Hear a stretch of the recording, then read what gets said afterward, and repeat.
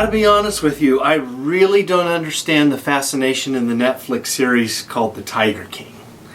Maybe it's the outrageous characters or the twisting, ridiculous story. Either way, I think I'd rather tell you about a guy I know who actually did deal with tigers. Now, life was not easy for the young teenager. He and his mother lived day to day, barely had enough to sustain themselves. His father had gone missing in the Soviet Union during World War II. After the war, his mother decided to leave their home and work for the Circus Williams in Germany. And he took an interest in the animals, and the circus owner decided to give him the responsibility for their care.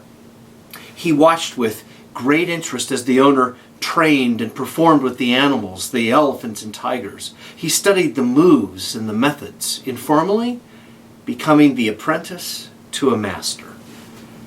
The owner died unexpectedly of a heart attack, and his widow asked the young 18-year-old boy if he would take over the dangerous task of the Animal Act. And that was the beginning of a career that would take him around the world and eventually catapult him into the limelight of television shows like The Ed Sullivan Show and The Tonight Show with Johnny Carson. I met him years later in San Diego, California, when he was the headline act for Ringling Brothers and Barnum and Bailey Circus. He'd become friends with my aunt and uncle, and we were invited to join his family for a meal. Now, I was starstruck. I mean, this was a man who intentionally walked into a cage and faced down tigers for a living. And I expected him to be bigger than life. But the man I met was approachable, soft-spoken, and humble. Gunther Gable Williams spent his entire career working in that tentative zone between discipline and danger, training and tragedy, risks and rewards. Every day, at any moment, something could go wrong. And every day, in every moment, he chose to make the most of his abilities and the opportunities.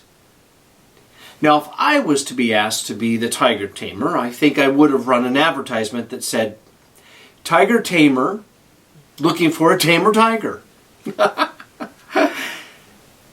Today, we are facing some scary circumstances and risks.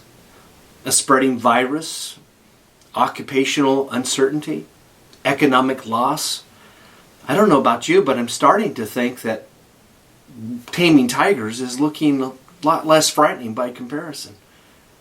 And still I realize that we don't have to fear.